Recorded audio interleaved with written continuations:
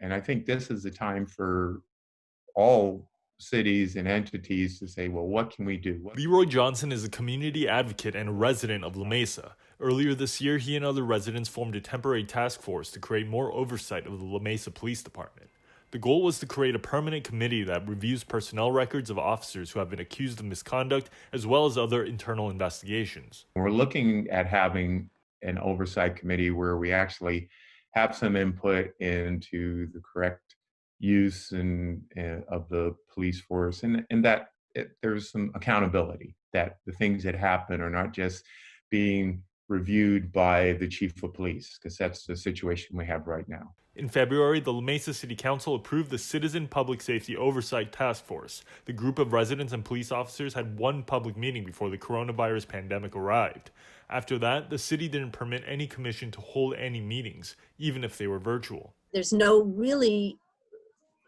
rational reason why we couldn't meet. Janet Castaños is a local activist who oversaw the creation of the task force. She hopes the city is finally seeing the urgency after the events of this past week. The small city of La Mesa became an epicenter of protest against police misconduct and brutality after a day of peaceful protest ended in looting, destruction, and violence against protesters. I think there definitely wasn't an interest in moving forward with this.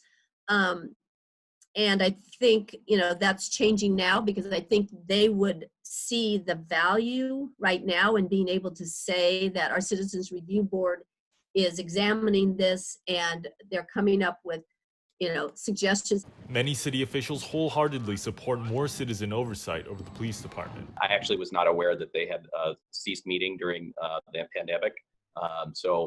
Which of course is very unfortunate because the city council has not stopped meeting during the pandemic. I think that was a mistake, and I think one that we've remedied. The task force is set to resume meetings in June. Mayor Mark Arapostathis says he's open to considering all options when it comes to repairing the relationship between the police department and the community. I know there's frustration, and I understand that, and I'm hearing that, and I do understand that, and I hear their voices because as things have progressed in the nation and in our own city, there's frustration about that, and we hear that. But the entire city council is committed to moving forward with citizen oversight and transparency. Residents like Leroy Johnson are ready to get back to work. They need help right now. We can't let things go on the way they are and say, oh, Chief Vasquez and the mayor will handle it. They can't.